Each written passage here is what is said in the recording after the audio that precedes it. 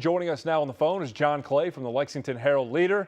And John, we just got done talking about the devastating loss for Kentucky, and mostly Coach Cal's comments afterward. This team was uncoachable. I know he later backed off of them a little bit, but it seems like it's a different Coach Cal. We didn't see this 2 years ago when his team was struggling. What did you make of those comments after the game on Saturday?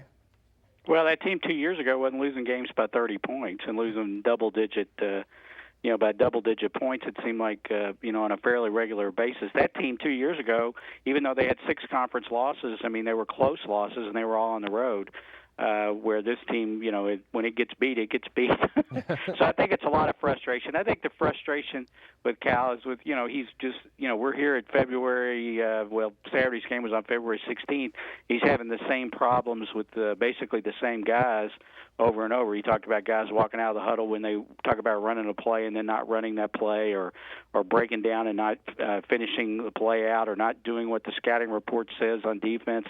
He mentioned after the game, that they wanted to do one particular thing with Trey Golden, not let him drive to his right, and they let him drive to his right all day. I think it was just frustration at being at this point of the season and having the same mistakes being made and the same things happen over and over again. How bad is this team without Nerlens? We've seen the one game, obviously, and they look terrible. Do you think that is the true identity of this team without Nerlens Noel? Was he that important to the team? Well, I don't think that they're, I don't think they're 30 points, worse than Tennessee without Nerlens Noel. I do think they have problems. They were not exactly world beaters with Nerlens Noel. We were talking about, that they were a bubble team or hoping to get off the bubble and have more of a solid footing for getting an NCAA tournament bid even before the injury at Florida. And, they were getting beat, double digits at Florida when Noel went down. So you take away, him from the lineup, and people talked about, his defense, that it would be hurt defensively, and they were. But to me, when you go back and look at it, where that really you saw the absence of Noel was on the boards. They got beat 39-21 on the boards by Tennessee. Tennessee had 15 offensive rebounds, where Kentucky only had 9 defensive rebounds. That just doesn't happen. So, they got a lot of they had problems before he went down, and now that just adds to the problem. Are they the team that we saw Saturday? I think they're better than that. Are they good enough, though, to get the wins you're going to need to get in the NCAA tournament? I got my doubts about that. What was that environment like? They looked like a team that had never played in an environment like they walked into in Knoxville. I know they played some road games this season where people have been fired up and screaming. Was this different? And Cal talked about having UK fans there. Was this just a worse environment, or how did it compare to the other games this season? I think there was some – I think, to me, it turned out – there was apprehension about what was going to happen. Even the fans that were there, I think they were hopeful, the Kentucky fans, and there were Kentucky fans there, although I don't think there was quite as many as I've seen in past years at Knoxville. But I think there was sort of a feeling of apprehension. And then they got off to the bad start. It was obvious from the beginning that Tennessee was going to be able to take the ball to the basket. Then you get the thing where Robic gets thrown out. Then in the second half, you're down 24 or whatever it is at halftime. Then guys start fouling out left and right in the second half. There was one huddle where it was a full timeout, not the 30-second, but the full timeout. Cal just got up and went over to the Gatorade bottle and got some Gatorade jug and got some Gatorade. It was like, what else do I have to say to these guys? They're not listening to me anyway. It was sort of the message he was sending. They didn't, I don't think, they've been kind of a fragile team anyway, and they certainly didn't react well to everything going on around them with the Noel injury, and then the breaks kind of going against them. And luckily for them, they've got 3 home games now coming up. So if they are going to get themselves right, at least they've got 3 home games to try and do that. What needs to change, or who needs to step up? It seems collectively no one has been consistent this season, aside from maybe Kyle Wilcher the last couple of games.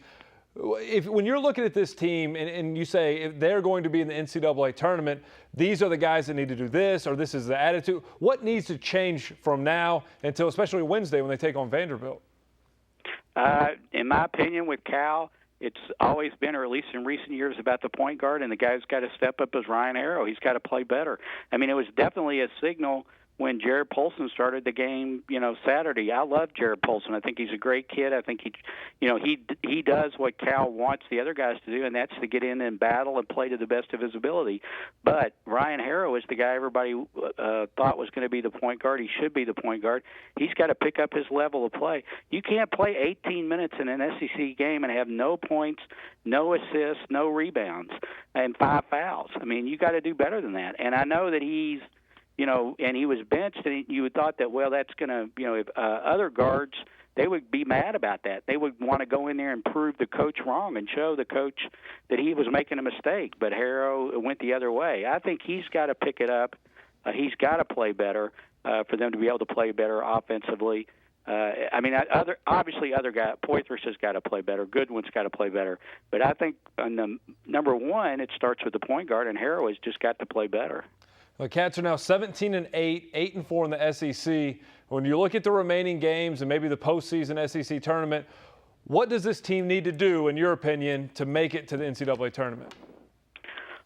Well, they can't. I mean, they can't. They got to beat Missouri. They can't slip up, obviously, against Vanderbilt or Mississippi State. I think Vanderbilt's capable of beating them because Vanderbilt can make some outside shots, even though Vanderbilt's not very good.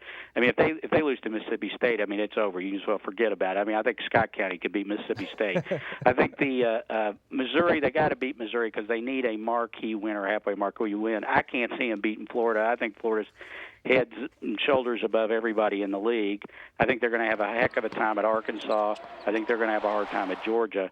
I think they're going to be in a position where, and they've got to be able to do something in the tournament. They can't go in and be one and done in the SEC tournament. They got to win at least a couple of games there. But I think they really need to beat Missouri. I think that's going to be a really key game. It's going to be a tough game for them. But if they got any chance and to get any momentum going, I think they definitely have to beat Missouri. All right, John Clay from the Lexington Herald-Leader, thank you so much for your time. Always enjoy talking with you, and hopefully we'll be talking maybe in the postseason NCAA tournament at some point. Okay, well, thanks for having me on, TJ.